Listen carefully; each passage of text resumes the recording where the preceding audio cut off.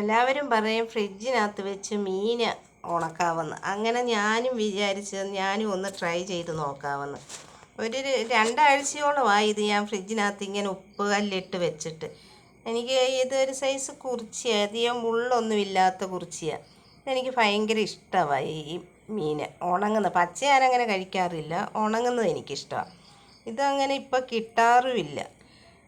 ഞാനാണെങ്കിൽ 2 ആഴ്ചയോളമായി റോഡിൽ പോയിട്ട് ഇങ്ങോട്ട് വന്നപ്പോൾ ഉണ്ട്, തട്ടാരമ്പലത്തിൽ വരെ പോയതാണ്. പോയിട്ട് തിരിച്ചിങ്ങോട്ട് വന്നപ്പോൾ ഉണ്ട്, അവിടെ ആണെങ്കിൽ ഒരു പെട്ടിവണ്ടിക്കാരടിക്ക് പൊടിമീനും കുറേ അല്ലാത്ത മീനെല്ലാം കൊണ്ടിരിക്കുന്നത്. അപ്പം ഞാൻ നോക്കിയപ്പോൾ ഈ കുറിച്ചി അതിനകത്തുണ്ട്. അപ്പം ഞാൻ അവരോട് ചോദിച്ചു, എനിക്ക് ഈ കുറിച്ചി മാത്രം ഒന്ന് തിരഞ്ഞ് തരാമോ എന്ന് ചോദിച്ചു. അങ്ങനെ അവർ അതിനകത്തുനിന്ന് ഒരു 1/2 കിലോളം എല്ലാം തിരഞ്ഞ് ഇറക്കി തന്ന്. അപ്പം ഞാൻ വിചാരിച്ചു ഇങ്ങനെ ഒന്ന് ചെയ്ത് നോക്കാം, സക്സസ് ആവുകയാണെങ്കിൽ വീണ്ടും ചെയ്യാമല്ലോ എന്ന്. അപ്പോൾ ഈ കടയിൽ നിന്നൊക്കെ മേടിക്കുന്നത് ഇങ്ങനെ യൂട്യൂബിനകത്തൊക്കെ ഞാൻ കണ്ടിട്ടുണ്ട്, വൃത്തികെട്ട സ്ഥലത്തൊക്കെ ഇട്ട് ഉണക്കുകയൊക്കെ ചെയ്യുന്നത്. അപ്പോൾ അത് വാങ്ങിക്കാനും മടിയായി. ഇപ്പോൾ ഈ മീൻ കിട്ടാനും അങ്ങനെയില്ല. അപ്പോൾ ഞാൻ വിചാരിച്ചു ഇതൊന്ന് ചെയ്ത് നോക്കാം. പക്ഷേ ഇത് 2-3 വട്ടം ഞാൻ വെള്ളം ഊറ്റി കളഞ്ഞതാണ്. കുറേശ്ശെ വെള്ളം ഉണ്ടായിരുന്നു. ഇപ്പം ഞാൻ ഇന്നലെ നോക്കിയപ്പോഴൊന്നും വലിയ വെള്ളമൊന്നും കണ്ടില്ല. അപ്പോൾ ഇന്ന് ഞാൻ വിചാരിച്ചു ഇതൊന്ന് നോക്കാം. അങ്ങനെ ഇതെല്ലാം ഒന്ന് ഇളക്കിയൊക്കെ എടുക്കാമെന്ന് വിചാരിച്ച്.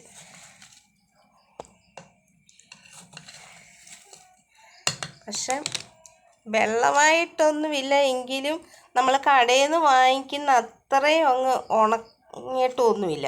ഇതിനി വെയിലത്തിടണമായിരിക്കും. അത് ഞാൻ വിചാരിച്ച് ഒരു ദിവസം നല്ല ഇപ്പം നല്ല വെയിലുണ്ടല്ലോ, അപ്പോൾ വെയിലത്ത് ഒരു ദിവസം ഒന്ന് ഇട്ട് നോക്കാം. വെയിലത്ത് ഇട്ടിട്ട് എങ്ങും പോകാൻ പറ്റത്തില്ലല്ലോ, അവിടെ തന്നെ ഇരിക്കണം. പട്ടിയും പൂച്ചയൊക്കെ വന്ന് എടുത്തുകൊണ്ട് പോകും. അപ്പോൾ ഞാൻ വിചാരിച്ച് ഇങ്ങനെയൊക്കെ ചെയ്യാമെന്ന് വിചാരിച്ച്, നല്ലതാണെങ്കിൽ നമുക്ക് വീണ്ടും ചെയ്യാം. ഇങ്ങനെയൊക്കെ ചെയ്യുന്നത് ഒത്തിരി വീഡിയോ ഞാൻ കണ്ടതാണ്. എന്നാലും ഞാൻ ചെയ്തതിൽ എന്തെങ്കിലും മിസ്റ്റേക്ക് ഉണ്ടെങ്കിൽ എല്ലാവരും പറഞ്ഞു തരണം. സബ്സ്ക്രൈബ് ചെയ്യാത്തവരൊന്ന് സബ്സ്ക്രൈബ് ചെയ്യണം, ലൈക്ക് ചെയ്യണം, ഷെയർ ചെയ്യണം. എല്ലാവരും എന്നെ സപ്പോർട്ട് ചെയ്യണം.